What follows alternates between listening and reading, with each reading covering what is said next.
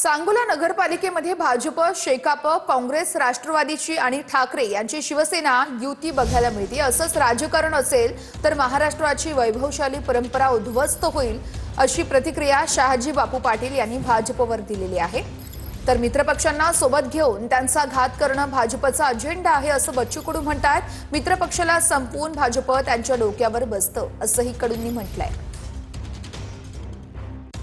आज या ठिकाणी शेतकरी कामगार पक्ष, भारतीय जनता पार्टी, आय काँग्रेस, राष्ट्रवादी, उबाटा एवढे सगळे पक्ष एकत्र एका बाजूला, मी एकटा एका बाजूला आणि माझी शिवसेना एका बाजूला, अशी परिस्थिती या ठिकाणी बाहेरच्या लोकांनी निर्माण केलेली आहे।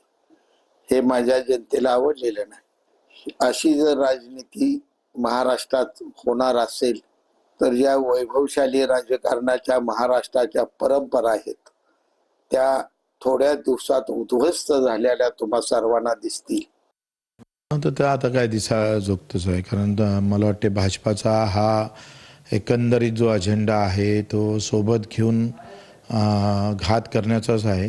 आतापर्यंत भाजपनं जितके मित्रपक्ष तयार केले त्या सगळ्या मित्रपक्षांना खतम करूनच भाजप त्यांच्या डोक्यावर, जसं वामन अवतार आहे ना, म्हणजे बळीराजाचा अवतार आहे, तसंच आहे भाजप। म्हणजे इथं वामन आहे आणि बळीराजा म्हणजे त्याचा मित्रपक्ष आहे। त्याच्या डोक्यावर पाय ठेवायचा आणि पुन्हा एक आपला अजेंडा चालवायचा, हा एकंदरीत भाजपचा उपक्रम राहिलेला आहे। कागलचं राजकारण अवघ्या 24 तासात फिरलेलं आहे। कागल नगर परिषदेसाठी हसन मुश्रीफ आणि समर्जित घाटगे हे एकत्र आलेले आहेत। मुश्रीफ गटाला नगराध्यक्ष पद तर उपनगराध्यक्ष पद समर्जित घाटगे या गटाला असणार आहे। राज्यात त्यामुळे आणखी एका नगरपालिकेच्या निवडणुकीमध्ये दोन्ही राष्ट्रवादी एकत्र बघायला मिळते। माजी खासदार संजय मंडलिक हे एकाकी पडलेत।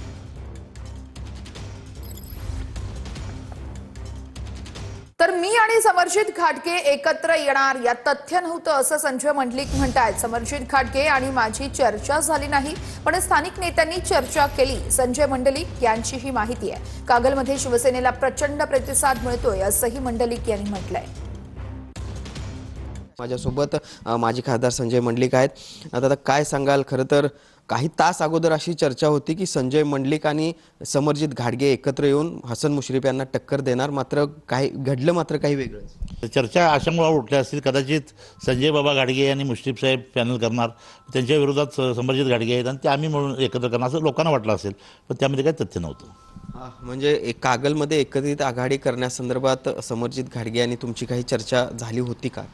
समर्जित घाटगे साहेबांची माझी काही चर्चा प्रत्यक्षात झाली नव्हती, पण तिथल्या स्थानिक कार्यकर्त्यांनी एकमेकाशी चर्चा केली होती। त्यांना स्वीकारले की नाही मला माहिती नाही, कारण त्यांनी जे एकमेकावर आरोप केले, ईडीचे अगदी बंदूक काय त्यांच्या घरापर्यंत जाण्याचे, नंतर त्यांनी त्यांच्यावर काय काय आरोप केले, हे सगळं जनतेला आठवतं आहे आणि एका दिवसामध्ये हे पुसलं जात नाही। आता त्यांनी त्याला तोंड द्यायचं आहे। कागलमध्ये शिवसेना म्हणून हा नव्यानं आम्ही प्रयोग करतोय।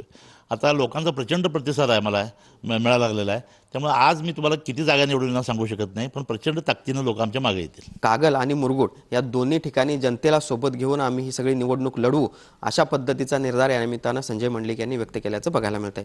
म्हणजे सुनील काटकरसह भूषण पाटील, TV9 मराठी, कोल्हापूर। जिल्ह्यातील प्रभारी सर्वांसोबत संवाद साधतील, असं चंद्रशेखर बावनकुळेंनी स्पष्ट केलंय।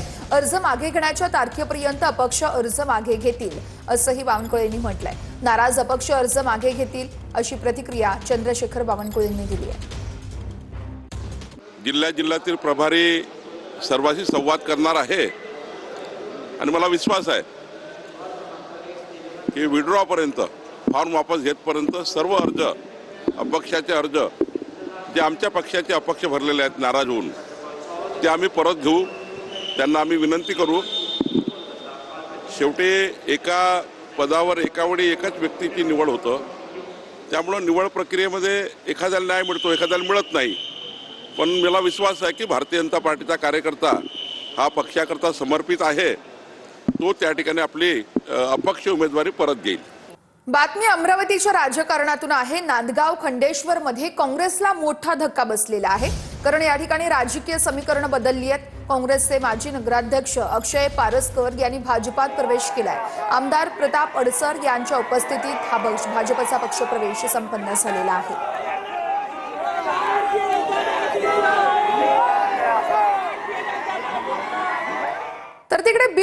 परिषदेसाठी शिवसंग्रामची अजितदादांच्या राष्ट्रवादीसोबत युती झाली आहे. विकासाचा अजेंडा घेऊन जो येईल त्याला साथ द्यावी असं ज्योती मेटेंनी म्हटलंय. बीडमध्ये अजूनही मूलभूत सुविधांचा अभाव असल्याचं ज्योती मेटे म्हणतात.